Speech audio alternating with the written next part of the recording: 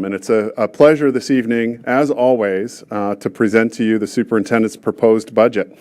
As I start this evening, there are a couple of things I want to remind the board and remind the community. And the first is that this is a long process. This process typically lasts several months, and there are three pretty major steps along the way. And the first is the superintendent's proposed budget, which is tonight. Over the next couple of months, we'll have some conversations as a superintendent and a board with the staff and with community groups. And then eventually the school board will adopt their what is called advertised budget. And then once that is adopted, then the superintendent's budget becomes the board's budget with any modifications that you all have made to it. Throughout the next couple of months, there are some other community engagements that go on. Our school board's budget, advertised budget, gets incorporated into the general government and city council's budget, and ultimately is passed potentially with more modification when the city council adopts their budget. And then immediately following that, the next night, you all come back in May and finalize the adoption of the final school board budget. So this is the beginning of the presentations of the budget. It's certainly not the beginning of the budget process. We've been working through the budget for the last several months. And to provide a little bit more context, just to let you all know sort of who's engaged with the budget process, we have pretty strong engagement across our schools to the extent that each of our principals and our directors either meet with or survey or communicate with their staff and faculty and others about their priorities, and ultimately those priorities are brought forward as school priorities, as division priorities. And then we are tasked, we being myself and the leadership team, of pulling together the superintendent's budget that is reflective of those priorities that have come from you all and from also our schools. And as you know or may remember, we did have a meeting about a month ago where I asked for your priorities as well with respect to the school budget. So tonight's presentation represents sort of a long compilation of conversations, a compilation of not just conversations, but some good back and forth. And as a reminder to the board and to our community, that all of this is done with limited resources, right? We are a small school system in a small city who is very well resourced, but the resources are not endless. And so we do have to make decisions along the way about what we think ultimately should be a priority, what isn't a priority based on the funding that we have. I want to take just a second to thank a couple of people that are here this evening. First, Kristen Michael, our Chief Operating Officer. Kristen has also served in roles as Chief Financial Officer in larger school divisions and the like, and is instrumental in helping us pull this budget together. And then also Michelle Kopic, who's our budget director, is here this evening. I'd like to thank Michelle. Michelle has burned the midnight oil. If you ever drive by the central office and look up, there's a couple of corner offices and side offices along the parking lot, and those lights are on pretty late at night because they're working deeply into the night to pull this together. So I want to thank them. I also want to thank the principals that might be in the room. They're around, some of them back there, and then also our staff that are here. Our staff did have a hand in hearing about the budget and having an opportunity to talk about some priorities. So this evening, what I would like to present to you is what I would consider a responsive and a responsible budget that is needs-based in an environment that's challenging with limited resources. So with that, let me begin. The first thing I want to start with is just to thank you again to the school board, but also to our city council for our ongoing partnership and the continued investment in the City of Falls Church schools. As I think everybody here knows at this point, at least on the board, about a year and a half ago, I made a decision to move my family to the City of Falls Church after having been the superintendent here for 4 years. And much like the rest of the community, I moved here for the schools. We have a student in the middle school, and we wanted to make sure that she got the very best quality education that there is to offer, not just in Virginia, but in the United States. And I'm happy to say, and some of her teachers are sitting in the audience tonight, that we are very fortunate to have a really great school system here that is well invested in by the school board and by the city council. FCCPS has now presented, and this will be the 5th year in a row, that we will present to you a budget for your consideration that falls within the organic growth guidance that has been given to us by the City Council. And we're very proud of that. The partnership between the school board, the City Council, the schools, and the general government allowed for a lot of things to happen over the course of the last couple of years. As Mr. Reitinger indicated, it has been challenging for the last few years. There have been many ups and downs, but one of the highlights that's come through in the last 2 years has been the development and opening of the brand new high school. And that wouldn't have happened without the collaboration between the general government, the City Council, the school board, and the school staff. And we talk about it in the context of being one city. We have the general government, the City Council, the school board, and the staff. We're not the city, we're not the schools, we're all together and all in for one thing, and that is great schools. This year, as I think everyone knows, we did adopt a new strategic plan that will guide our school division for the next 5 years. And this year's budget is really guided and shaped by those key actions that are in our strategic plan that has been developed. And again, that strategic plan was a widely vetted, broadly engaged piece of work that we're very proud of, that included over 1,000 different people. And in a city with 14,000 or 16,000 people, to have 1,000 people involved in the school strategic plan is pretty extraordinary. But all aspects of our strategic plan, in one way or another, are accounted for within this year's budget. I want to start just with the mission of our division, just to remind everyone who might be watching that as a premier international baccalaureate public school division, Falls Church City Public Schools personalizes learning to support each child's unique needs and to prepare every student to be responsible, caring, and internationally minded. And our mission is to create student-centered, innovative learning environments where all students belong, are included, and are empowered to excel. We foster the IB learner profile or mindset to help every child develop skills necessary to succeed in the classroom and beyond. And I think that this budget and this strategic plan certainly do that in a nice way. Quickly, talking about some of those pillars that we fall on when we think about how we work here in the City of Falls Church Schools around our core values. As I mentioned, and is seen through our mission and our vision, we are student-centered. We're a student-centered community. People come here for the schools, people come here for the services. Our kids know each other. We're a very uniquely situated school system where all of our kids move through the system together. And that allows us to build relationships, not only with students, but also with families and with the community in ways that are unique and different. We are responsive and accountable, not unlike any other budget that we have done in the last 6 years. This will be a very transparent process. Everything we do, we try to maintain transparency everywhere we can, and we are committed to open communication, to listening, and to learning from each other and seeking input. And one of the things you'll see in this budget is that we continue to be listening and we continue to be learning. We're focused as a core value on academic success. That is our hallmark. We as a school system for 5 years in a row have been ranked the #1 school division in all of the Commonwealth of Virginia. And for that, we need to be proud, and that is based on our academic success. We are an inclusive and diverse community with growing diversity. And we not just say that that's a good thing, we actually embrace it and we live it every day through our values. Our community, as I mentioned before, is connected as well. These collective commitments are those which we try to operate within each and every day. Many of them are captured in the mission, many of them are captured in the core values, but you'll see things like being student-centered, looking at high-quality teaching and learning, being responsive to the needs, being active, compassionate, lifelong learners, and ultimately, and the last one, is interrogating and dismantling policies and practices that are at the root of inequity and provide adults the training they need to foster inclusive environments. We are very focused on looking at equity as one of our main focus areas.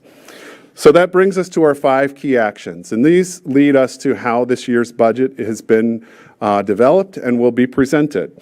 Our 5 strategic areas of focus are IB-infused teaching and learning. Everything we do in our system revolves around the International Baccalaureate program. For those folks that may be watching at home that don't know, we are one of 7 school divisions in the entire country that has International Baccalaureate programming pre-K through 12. So every student in our system, in our elementary all the way through high school, has been influenced and is part of the International Baccalaureate program, whether you take an IB course or not, because that is how we approach our teaching and learning. We're focused on wellness, equity, and belonging as a key action and strategy. And coming out of the pandemic, this is now more than ever absolutely important to make sure that our students are well, not only in physical ways, but also in emotional and social emotional ways. We're focused on resource management and continuous improvement, communications and engagement, and lastly, investing in our people. And tonight you'll see as part of our budget, investing in our people, because it is the people in the system that absolutely make the difference in everything that happens with the accolades that we get because of the great work that our students do and our families do, but they're motivated by the adults that are in their lives. So this evening's presentation will focus heavily in this budget on the people that we have and making investments in them. So let me start with enrollment. This is the current enrollment for this year. Most of you won't be able to see it if you're in the room. It's not an eye test, but it looks like one. So this year's current enrollment is 2,534 students. That's 32 students above what we projected our enrollment to be this year, which means that we missed the mark by, we didn't miss the mark. We look at enrollment trends. We're given information by a variety of sources, but we do have 32 more students this year than we anticipated. And I think that that's important to note. But 32 over the span of 13 grades is not all of that impactful. Like 32 kids don't just come to the system and they're all in second grade, which means it would generate another teacher. Typically, when we get 32 new students, they come in from across the board. So I want to make sure that you know that we have additional students this year that we didn't anticipate getting, but are very glad that we did. So some of the students that we're serving, just to give you a sense of sort of who they are in terms of needs, because we have a variety of students that have a variety of different needs that we embrace as part of our worth as an equitable school system. And the first is our students that are economically disadvantaged. This year we have 225 students that are on free and reduced lunch. Last year we had 195, so that is a change of 30 year over year, so a gain of about 15.4% of students who are economically disadvantaged. To be qualified as an economically disadvantaged student in the City of Falls Church schools, it means that you're on free or reduced lunch. There are a number of reasons why that number may have grown. One is certainly there may be more poverty in our community, but you may recall during the pandemic, the federal government did pay for free lunch for all students across the system, and it wasn't required for people to put in for free or reduced lunch. But we do see some growth in economic diversity. We have 352 students with disabilities. These are students that are on individual educational programs or plans, IEPs. That's 14 more than we had last year, so that's a 4.1% increase. We have 173 students, which is 12 less than last year, that are on 504 plans. 504 plans are accommodation plans for students who have some sort of documented disability that doesn't necessarily qualify them for an individual educational program or plan, but instead does provide for some accommodations. We have 124 students that are English speakers of other languages or multilingual students.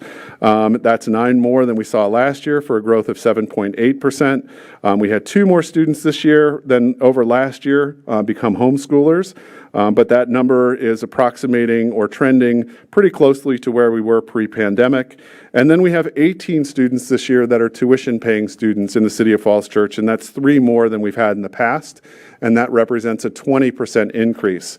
As you may recall, the board passed a policy that was a pilot last year where we allowed our staff to bring their students to school for reduced tuition. We do have a number of our staff members that are bringing their students here, and that, I think, takes up the difference between what our tuition students were last year and this year.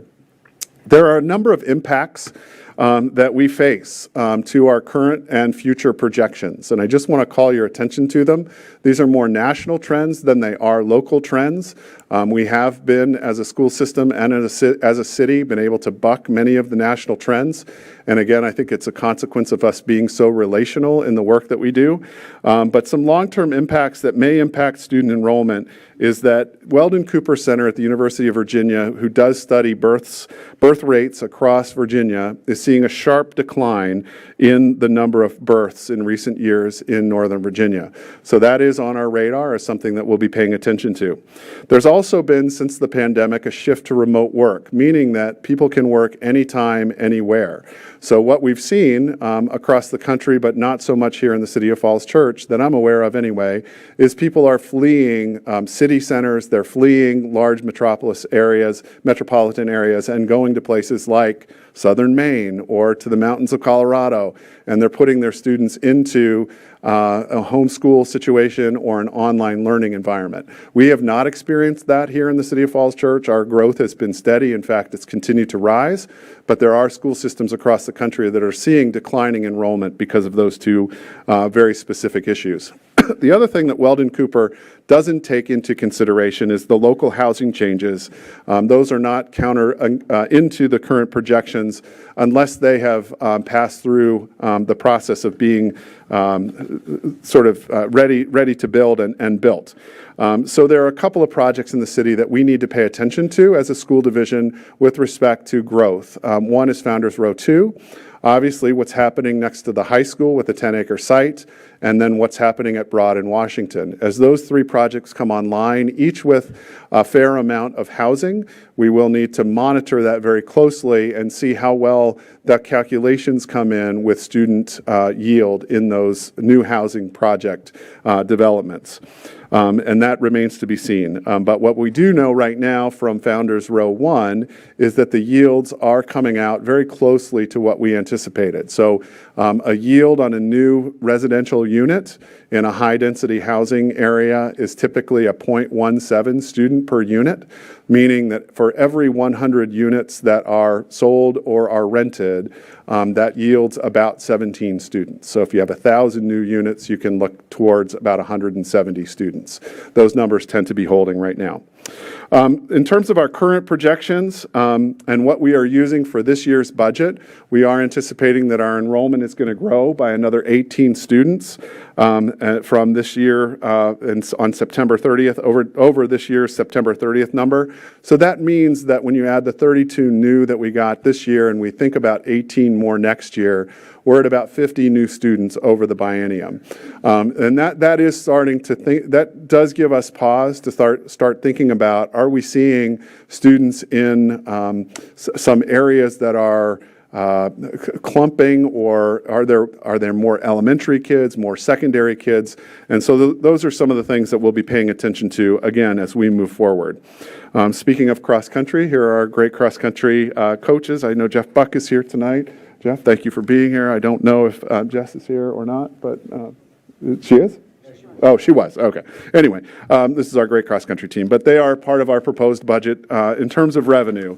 And so let me take you back to December 12th when the City Council, along with the school board, had a conversation to talk about the cooperation and the spirit of, and nature of the revenue sharing agreement.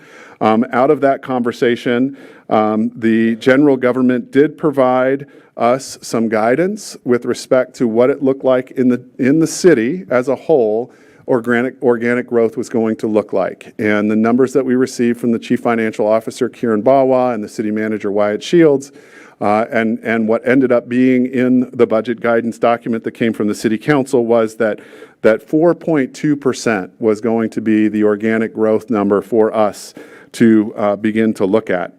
So one of the things that we then needed to go back and do with that 4.2% in mind is think about how are we going to do the things that we need to do, again, with limited resources. So going back to the conversation with respect to going out to the schools and hearing what the nature and needs are of the schools, we did get information back from our principals and from our directors, and we had over $2 million of requests that came from schools, which exceeds the amount of the 4.2% guidance that comes from the general government. So it means that we can't fund everything. But it's a good place for us to start.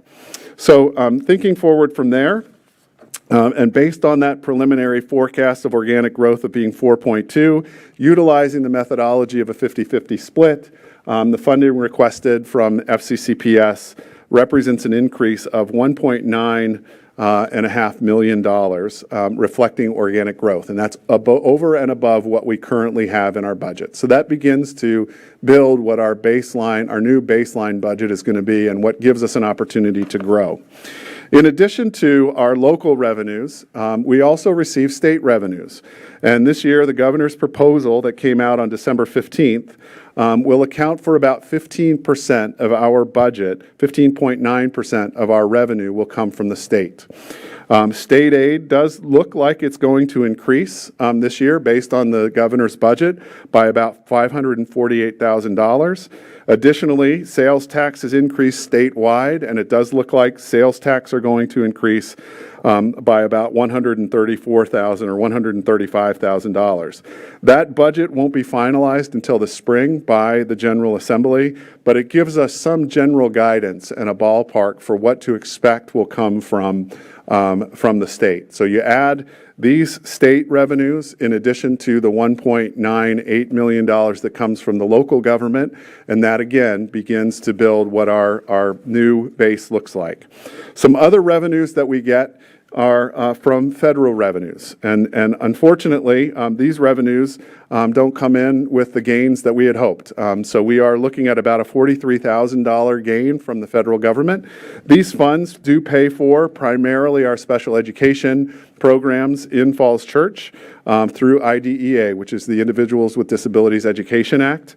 It also pays for Title I, which is our students in poverty, Title II, Title III, Title IV, make up the remaining that we get from the federal government.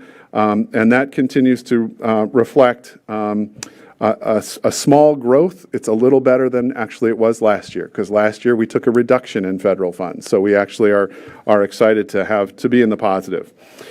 Each year, we also take some year-end balance that we have that's captured through salary savings and some other things, and we pour that $450,000, and that is an annual number that we put in the budget to help balance our budgets forward in recurring cost. And so there's a zero number there, which means that we're going to maintain that $450,000 poured forward into our budget as revenue.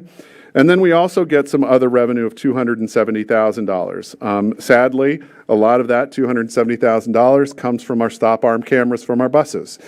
So we have a lot of people that are passing buses on the street, a lot of people that are speeding. So just a little reminder to everybody, if you see a bus with the red lights going and the stop arm out, please don't go around them. So this brings us then to our proposed budget revenue picture, if you will. And again, we rely as a school system very heavily on our partners in the city council and on the general government side of our team to provide 80.2% of our operating revenue for next year. In addition to that, our state revenues make up 15.9%, and then the other revenues that I mentioned at the end of the revenue section represent 3.9% of our revenue. So when you add all of those together, that represents $2.955 million of new revenue that is coming to our school division. We're very pleased with that number. We obviously always would like to have more, but it's not a flat transfer and it's not negative, and we feel really good about that. Which leads us then into our expenditures. As I mentioned at the beginning of the presentation, investing in our people is going to be a huge portion, and you'll see the numbers here in a minute, of what we are paying for in our budget. And there are some things that we are very proud of to be leaders on as we move forward investing in our people. Falls Church City Public Schools is the largest employer in the city of Falls Church, and as a consequence of that, we want to make sure that we take care of those people that take care of our community. And so you'll see that through here. Retention and recruitment for us is absolutely essential. And we are pushing against some headwinds here with respect to inflation in an inflationary environment. So, for example, Social Security last year gave an 8.7% increase. The Consumer Price Index has increased to 7.5%. And when that happens, it forces school systems then to do some things to make sure that they're able to retain their staff by paying them well. So this evening, one of the things you'll see is not just pay, but some additional benefits that we're looking at in this budget to help not only retain, but also recruit into the future. We are going to receive some money from the state government to provide for additional compensation for our teachers. Now, I want to just sit here for a second and explain this money to you just to make sure that you and the public understand. In the governor's budget, there is money to provide a 5% increase for all SOQ funded positions, all positions that are in the standards of quality. That makes for a really great soundbite for anyone to be able to say that. There are a couple of things that we need to remember as a division and as a community. And the first thing that we need to remember is that we in the City of Falls Church fund our schools locally at 80%. So when the state government flows money to the City of Falls Church schools, we have what's called the local composite index, which means that, and we're a 0.8, which means that 80% of our budget must come from our locality, and only 20% of funding will come from the state. So while we may get money for a 5% increase for all SOQ funded positions, we actually only get 20% of the money that would be required to give a 5% increase to all of our employees from the state. On top of that, SOQ funded positions is important. These are positions that the state recognizes as important. In the City of Falls Church schools, we have a number of positions that we consider important that are not part of the SOQ. And I'll give you a perfect example of that. The current SOQ, or standard of quality, for multilingual learners or ESOL learners is 50 students for every one teacher, which means that if we staffed the City of Falls Church schools at what the standards of quality say we should staff them at, based on the state requirements, we would have 2.5 positions in Falls Church City Public Schools for our English speakers of other languages. Because of the work of this board, and because of the work of our community, and because of the work of our teachers and our staff, we actually have 8.5 positions in the City of Falls Church schools to support our students that are English speakers of other languages. So if we're required to give a 5% increase to all of our SOQ funded positions, and we only get 20% for those SOQ funded positions, and we want to give a bonus or 5% to everybody, it means that we need to locally come up with the funding for 6 teachers that aren't even recognized in the SOQ and the other 80% that are in the SOQ. Excuse me. I hope that makes sense. But it's a little bit complex and it's a little confusing. But the good news is that we're going to be able to access the funds from the state government, because on average, we'll be able to give a 5% increase to all of our employees this year. And I'll show you how we're going to do that in just a second. Continuing investing in our people, a couple of things to just highlight again. We do have, these are measures of success that people look at, whether we like it or not. We have the highest SOL scores in the composite in the state. We had minimal learning loss and are back to pre-pandemic learning and achievement. And in actually some areas, we're exceeding where we were pre-pandemic. Again, we've been ranked the #1 best school division in the Commonwealth of Virginia for the last 5 years. And this past year, we had the greatest number of IB diploma candidates than we've ever had in the history of the International Baccalaureate Program in the City of Falls Church. So you'll see, again, that doesn't happen by accident. That happens because of the great people that are sitting back here, our amazing staff and our amazing school leaders. So it's important for me to present to you a competitive compensation system that will retain and recruit. And this budget does include a step increase, a cost of living adjustment, a bonus for people that are on the top end of the salary scale that don't have a step increase anymore, and a placeholder to begin thinking about and addressing some of the issues and findings that we might discover as part of the compensation study that's going on in Falls Church City Public Schools. So quickly, with respect to the compensation study, we have gone through the project initiation. We have nearly completed the market assessment.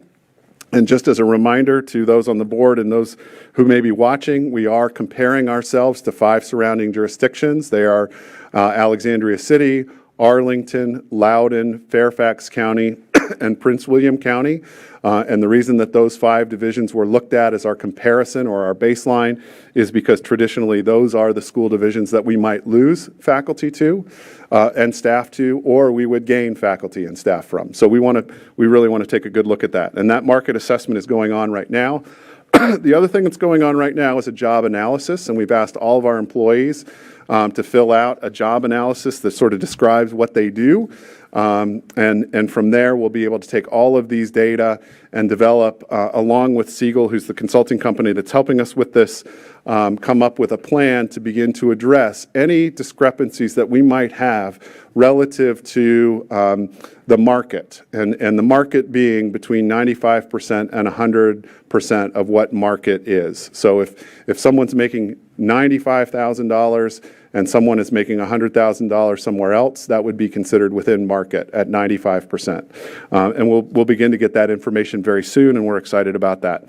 But in April of 23, of this year, I can't say 23 anymore, I guess it is this year, Siegel will come and do a presentation for the board. But there are some other things that go beyond compensation. And there are some benefits that will absolutely help us with recruitment and retention of our staff. And for the first time, we are presenting to you a budget, superintendent's budget that includes paid family leave for 6 weeks to any of our new parents that are having children or adopting children in our system. We're very proud of that because we, as far as I can tell, will be the first school division in the entire Commonwealth of Virginia that allows for staff to have 6 weeks of paid family leave. And I think that it's important for us as a community to lead the way. Additionally, some of the benefits that we're having to take care of are projected increases in health insurance. We do anticipate, like we always do, about a 10% increase in our healthcare costs. And if we do not come in at 10% and we come in lower than 10%, we're committed to taking whatever difference there is and pouring it to additional cost of living adjustment for our employees. And then the last one on this slide that we're extremely proud of, and I want to thank Kristen Michael for this because she, as the leader of the operations group, really pushed us hard on it, is providing the same employer health benefits that our full-time employees get for our permanent employees who work less than full-time. And so these folks are our bus drivers, our car drivers, our bus aides, our food service workers, and our paraprofessionals at Jesse Thackeray and also at the first grade at Mount Daniel. Currently, our part-time employees pay a very handsome premium that is very different than what our full-time employees pay.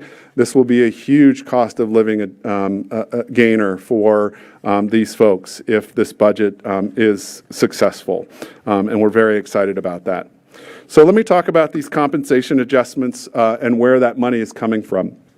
This year, we are looking and presenting this budget in 3 pots. We have what are called recurring accounts, or recurring amounts, if you will, and these are costs that we will carry forward every year, year after year after year.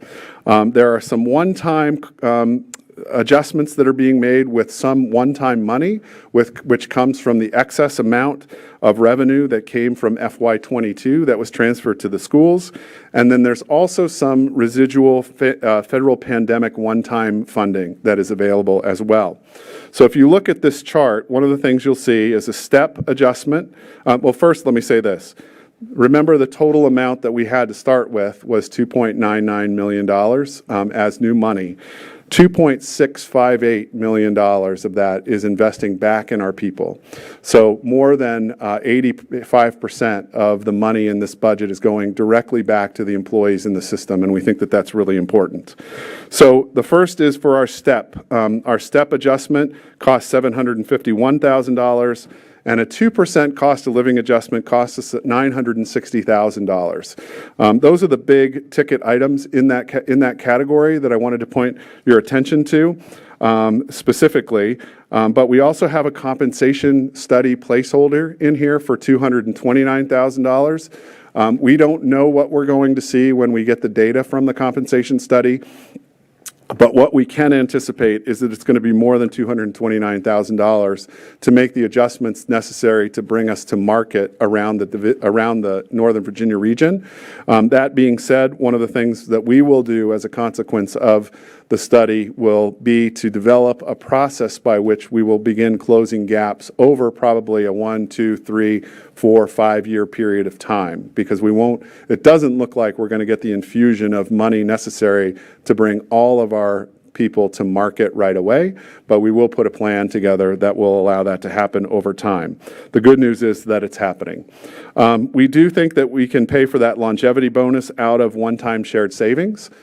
So we have $27,000 in that. Our health rate increase is about $374,000.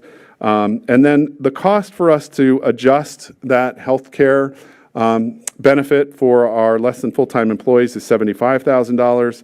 We've budgeted $150,000 for parental leave. $170,000. This is another benefit that was not on the other page that I want to talk about quickly, and that is we are going to pay out our sick leave when people we're proposing. We're not going to do this. We're not going to do anything, not without your approval. But I do propose to you that we change our sick leave payout. We have a very antiquated sick leave payout system where if someone separates service from the City of Falls Church, we pay them out at about $3.50 an hour. And I know why that was done years and years ago, and that is because there are some people that accrue thousands and thousands of hours of sick leave because they just don't take it, and they accrue these hours. However, what we found is a circumstance where some of our employees believe that they're going to use it or lose it circumstance, which puts down pressure on the system where we have significant issues with getting substitutes because people are using their sick leave as opposed to holding on to it even when they're not sick because they want to use it as opposed to lose it because the $3.50 isn't worth the money. And this is based on conversations we've had with a number of employees. So in order to resolve that, we are putting $170,000 into the budget to pay out sick leave for those that have been in the system for more than 5 years at somewhere closer to around $15 an hour. So at least it's a little bit more worth holding on to your sick leave and may help us with some of those issues associated with substitutes. A couple of savings items on this slide that I think are important. The first is that there's a transitional retirement program that it went into effect long before I was superintendent here that is winding down. And we are seeing some savings there of about $40,000 and then about a $12,000 reduction in the city retirement rate. And you may ask, why is the city retirement in here? The city retirement is in here because our bus drivers, our custodians, and our food service workers all participate in the city retirement, not in the Virginia retirement system. So it's a different system. So those are the compensation benefit pieces that we believe will be really important for us moving forward. The next key action in our strategic plan is IB-infused teaching and learning. And here we really want to make and continue some significant investments that we were able to make last year through some pandemic funding. Excuse me. So last year we were able to provide for additional teachers for speakers of other languages. A part-time, we added a 0.5 advanced academic teacher last year in the budget. And we also added a math teacher at Oak Street Elementary, a math coach. We also did contract extensions for our special education administrators to all schools and instructional support positions.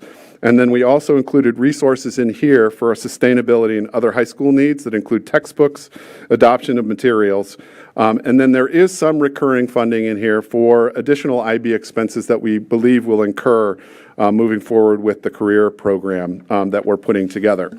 So let me just quickly talk about the sustainability piece because I think that it is such a big part of the budget. It's important for the board and the community to know. But when we built the new high school, we had a really great vision of how we might be able to use that high school as a teaching tool. And some of our teachers took it and ran with it and have been doing a lot of work with respect to building a sustainability academy at our new high school, to the extent that we hired someone to come in and help us do that this last year. Here you'll see the mission and the vision of that work, but the big thing that I want to make sure everybody understands is that we are really hoping to and striving to have a Falls Church City Academy for Sustainable Thinking within the next couple of years that will include not just our students, but would invite students from surrounding jurisdictions to participate in our schools in ways that may be unique to them. But in that, we would strive to teach students the knowledge and skills needed to respond to problems facing our planet in the 21st century through innovation. And we've got a really great team that's been working on that. So where is this money being spent? In IB-infused teaching and learning. And again, I call your attention to the three pots of recurring amount, one-time, and then pandemic. You'll see that English speakers of other languages, this is a continuation position. That will be $91,000 that will come out of federal pandemic money. We are proposing that we increase the advanced academic teacher that is 0.5 to a full-time position. That full-time position would be 50-50 position, where 50% of the time would be working through some sort of administrative work, but the other 50% would be outward-facing, working directly with students, and that full-time position would be based at Oak Street Elementary. We are looking at the IB Career Program annual fee increasing by $38,000. Some contract length extensions that we were able to do this year, as I mentioned about for our special ed coordinators, and so on, you'll see there. The big infusion in this particular category is in the sustainability and secondary instructional materials process of building that academy, and we have $169,000 in there of one-time money that will allow us to outfit that sustainable thinking academy. With respect to wellness, equity, and belonging, again, coming out of the pandemic, we think that it's exceedingly important that we pay attention to the social and emotional wellness of students. So here we are continuing the investments of a school counselor at the secondary campus and additional psychological services for our students. We're also investing in responsive classroom training for all of our pre-K through 5 teachers. Most of you will say, well, what is responsive classroom? Well, if your student comes home and said, well, in morning meeting, we did this. Morning meeting is a responsive classroom strategy. So it's a way of managing classrooms. It's a way of moving through the day in a variety of different methods. So we are going to expand that responsive classroom training. We are going to upgrade some of the playground equipment at Jesse Thackeray. We have some fixed costs that are going up. For example, our Securitas contract is going up this coming year. And we believe that safety and security is part of wellness, equity, and belonging, particularly the wellness. So we're going to maintain that contract. And then lastly, we are going to light the tennis courts at Meridian, and we're doing that in partnership with the city, the general government, excuse me, and have had an opportunity to speak with Danny Schlitt from Rec and Parks, who over the next year or two has committed to paying for half, and we're excited about that. So here it is, sort of in black and white. You'll see in the recurring column, the $25,000 is recurring because the cost of Securitas is going up permanently, but we are able to pay for some of these things through one-time funding through the excess revenue in 22, and then we are extending some of those positions that we put in during the pandemic through pandemic funding. The next is resource management and continuous improvement. And this is where we kind of threw some of the things that are just going to be hard for us to get around. And that is some of the inflationary items that we're going to see. But we do have some really nice things in here, I think, that will help also with our facilities and the like. But first is property, vehicle, and liability insurance is going up. So we have to account for that somewhere. And so under resource management and continuous improvement, you'll see property, vehicle, and liability insurance. We do have a bus stop arm camera contract. It does help pay for it through the revenue that's generated, but it is an ongoing cost that we have that's also going up. And then the utility and custodial and maintenance supplies continue to go up. And again, that's all, I think, a consequence of the inflationary environment that we're in, plus some supply line issues that we're experiencing in the schools. Some of the investments that we're really excited about are doing some field improvements at the baseball field at the high school. We are going to put up a flagpole for the baseball, between baseball and softball. And then we are in the midst of changing banks currently.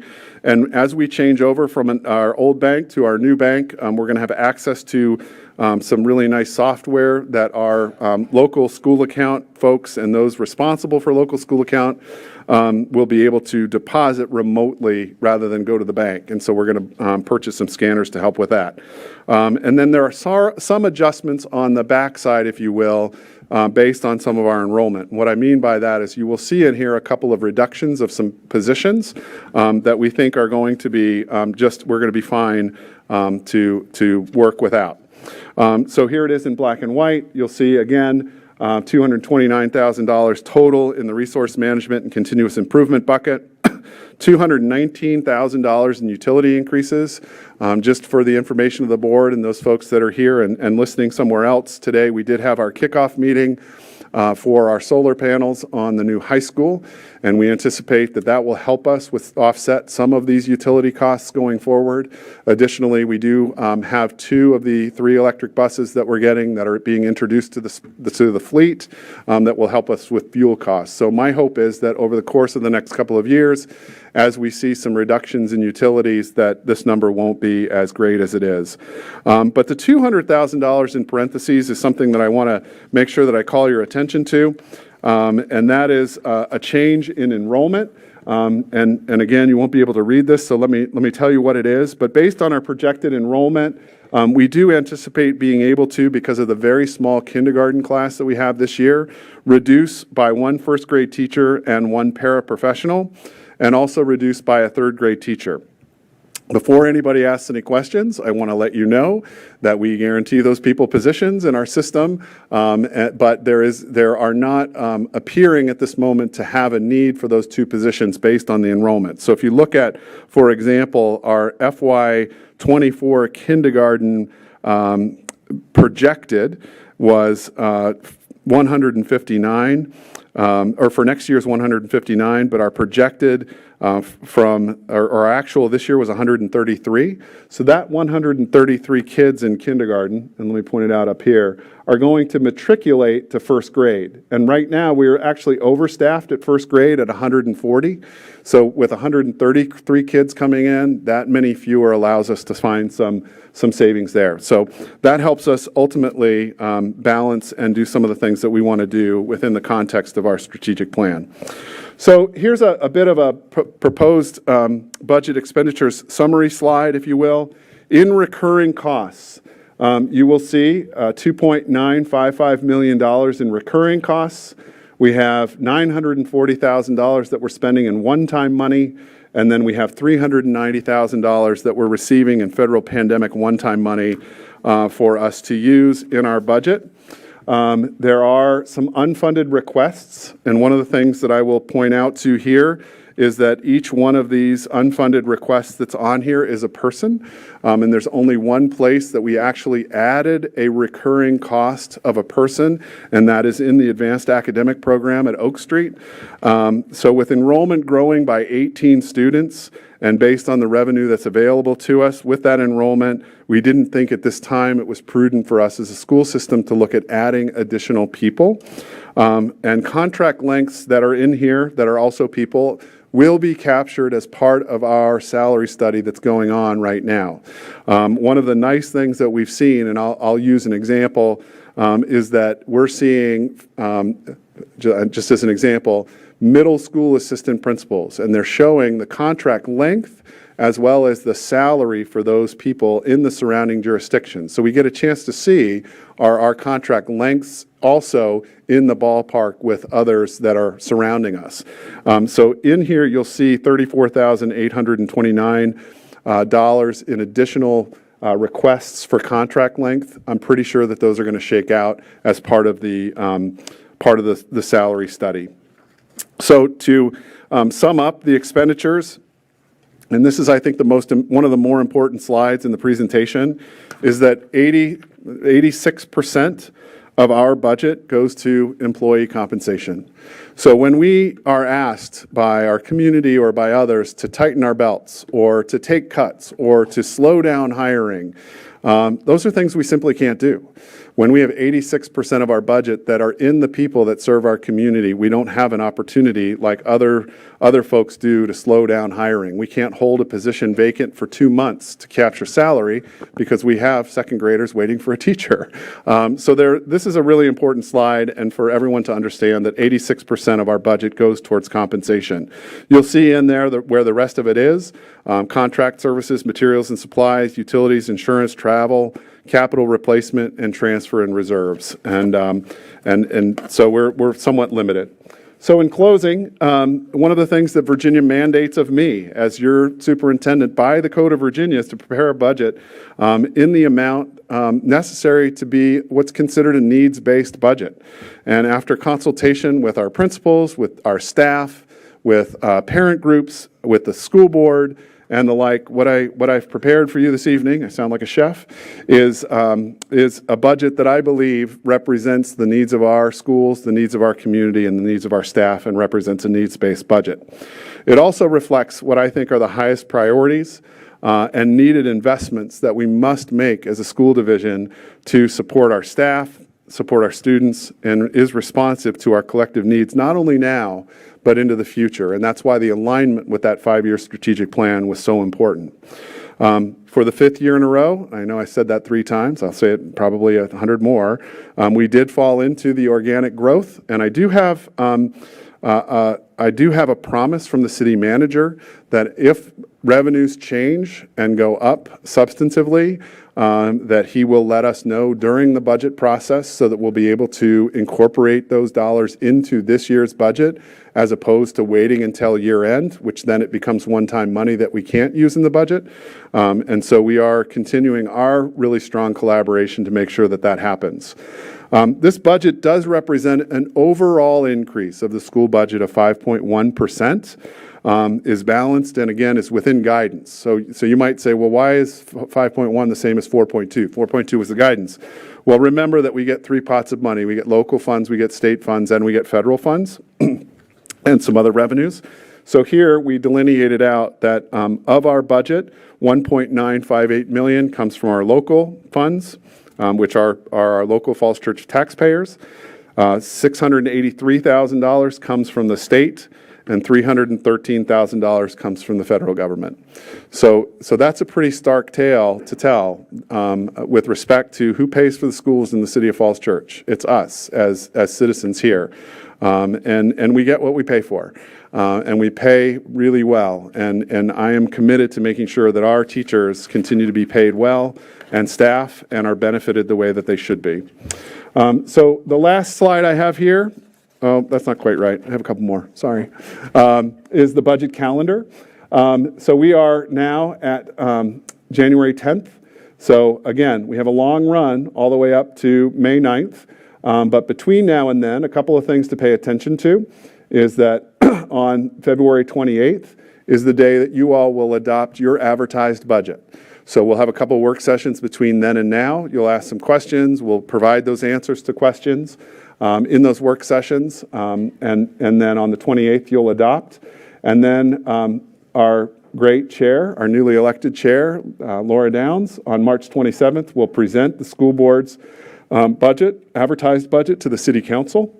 And then on May 8th, the City Council will adopt the budget ordinance that includes the amount for the school transfer.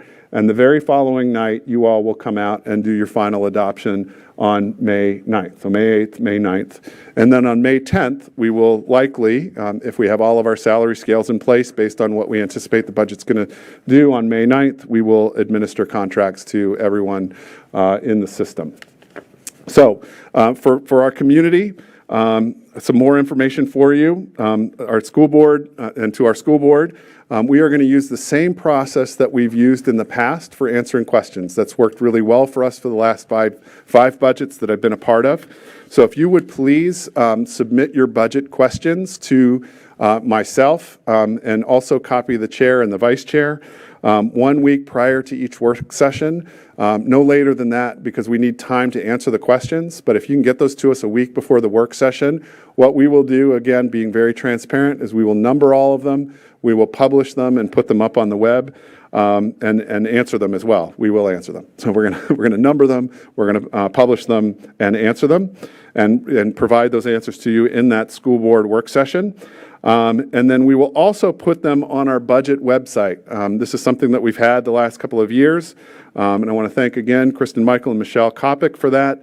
But again, we keep all of our information about the budget on the budget website. So if there's any questions that the community wants to see the answers to, any line items that they want to see, all of that information is in there. So with that, I think what we've been able to do here is to diligently craft a budget, again, that reflects the needs of our community and our schools. And we are grateful, as always, for your support as the school board. I particularly, as the superintendent, since I'm proposing this budget, am always supportive of all of you and thankful and grateful to you for your support as well. And at this point in time, I'm happy to take any questions, but if you'd like to hold your questions and write them, we can certainly answer those in the first budget work session. Thank you so much, Dr. Noonan, for that very thorough presentation. And Ms. Michael and Ms. Kopic, as always, thank you for doing all the work with your lights on very late at night in that corner office. So thank you so much. Ms. Silverman. Thank you for the presentation and for really going through a lot of the weeds of this upcoming proposed budget. Quick question, on the calendar or the schedule, next week is the work session that we discuss the budget? Next week is the first let's see. No, this is, yes, the 17th. So if you can get them to me as quickly as possible. Okay, I was about to say, because that would mean questions are due today. Yeah, right. Come on. No. If you, let's see, what's today? If you can get them to us by, let's say Friday, I think we can work through them by Friday. I don't want to make you work over the weekend, but. Well, we do. That's what we do. Thank you. So we'll be happy. Friday's great. Happy to work through them. Morning Friday would be better. Understood. Thank you. Dr. Dimick, did you? Thank you very much for your thorough presentation, and I look forward to our sprint on the budget. And I will have more questions, but just a couple things for tonight. It was really great to hear that we are talking with the City Hall folks about having an idea of the increase so that we can take that into account in our budget without having it be one-time funds, since it's been that way since we've been on the board, and frustrating because you can only use those for one-time things. But I wanted to ask, since we have a number of interested people in the audience who also wrote us letters, if you could expand a bit more on what we have in mind for this 0.5 increase for the advanced academics. I know right now we have a 0.5 person, and we're having a little trouble filling that slot. And what would it look like, sort of half in central office, half at school? Yeah, actually, it'll be fully based in a school. So it will have, that position will have some responsibility for staff training and some of the administrative functions. When we talked with Heidi Lang last year, for example, at Oak Street before she retired, one of the things she shared with us is that if there were somebody that could help us with some of the administrative tasks that the advanced academic teacher is doing at Oak Street, it would be very important to help take some of those things off the plate. So after speaking with Heidi, that's what sort of led us to this 0.5 additional position that was really meant to do some training and to provide some of that administrative support, even with screening and some other things that happen that wouldn't then be associated with the teacher of record that's teaching in that advanced academic program. Heidi left. We have a new teacher in that position. Lisa Muller is there. She's doing a great job.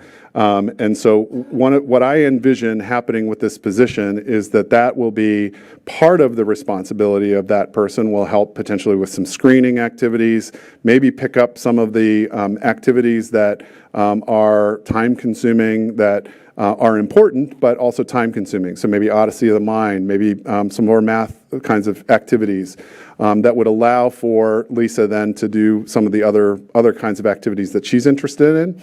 And then the other half of that position would be working directly with kids and providing support for their advanced academic learning. Thank you, Dr. Dimick. Other questions? I had a brief one, Dr. Noonan. We were talking about the salary study, and I just wanted to make sure, I think we've said this before, but just for the sake of the public, that salary study includes everyone, even the principals, administrators, everyone. Is that correct? Every person fills out a job questionnaire, and then we identified 25 positions as benchmark positions that we'll build off of within the system. So this information that we're gathering from our staff is really important so that we know exactly what the job function is that they're doing so that we can continue to build the right salary structure for that position. So yes, it does impact every position. Okay, because my understanding before you arrived at Falls Church, there was a salary study, and I think it just focused mainly on the teachers, and I think other positions were left out. So This is everybody: bus Okay. drivers, food service, custodian, Great. teachers, Administrators. administrators, Okay. central office. great. And then so looking at that calendar, we will have that the presentation we're having in April on the salary study. Is that the results of the salary study? It will be, yes. Okay, and so that would be before we do the final adoption in May of the budget. That's correct. Okay. The heavy lift for us is to figure out how we're going to phase this. Right. And so we're starting to have those conversations now because you may remember as a board when we talked with Siegel the first time, they said to put aside about 4%, 4 to 5% of your overall salary file to take care of all of discrepancies that may be within the salary structures across the system. And if we were to do that, we wouldn't be able to do anything that's in this budget. It would eat up every penny that we have available to us. And Right. I'd rather do some phasing so that we Right. can also do steps in cost of living. Okay, great. And I'll just add that, I know the board is very excited about the 6 weeks of parental leave. And I'm thrilled with also giving the part-time people that full-time benefit in terms of health care insurance. That's can be really life-changing for a lot of folks. That takes a lot out of their pockets. So Absolutely. that's fantastic. Yes, Vice Chair Gould. Yeah, just a quick comment. Again, echoing Kristen Michaels, Michelle Kopic, appreciate all the help on this. I think one of the important aspects of this whole process, especially for the city, is for transparency around the budget. And I always appreciate how you all have provided this so it's not just transparent, but we can all digest it. And I think we really do appreciate all the help on that. And especially as the community will see the questions and how you answer the questions very organized. And just echoing the parental leave, I think that's an incredibly important benefit that we're going to be providing. Just to clarify, it is a parental leave, correct? It's not specific to either parent, correct? Correct. Okay. And if both parents work in the City of Falls Church and they have a new child, they both get the benefit. Great. Okay. And also the writing of that benefit, is it my understanding that there are no other school districts that are neighboring us that have this, so we're kind of writing this on our own and in hopes of trying to put pressure on other districts to create that benefit. Is that correct, or do we have any model benefits we're using? We have some model. The general government, for example, here in the City of Falls Church does offer the benefit. So we are trying to model after them. There's no school model. And to be perfectly honest, if I can be, I love that we're leading the way, but if nobody else does it, that's fine with me too, because that means that people will come here. That's fair. Yes. Yeah, that's fair. Actually, that's flip. I should say everybody should do it. No, Because it's the right I thing. understand. It's the right thing to do. Yeah, no, I understand. Yeah, that makes sense. Okay, well, that's great. It's going to be a great benefit for us to explore and work with our teachers and staff. So thanks. Yep. All right. Well, thank you very much. Okay, thank you so much, Dr. Noonan. And as we've said, this is just the beginning of and as everyone can see by the calendar, beginning of a several-month process. So more to come on that.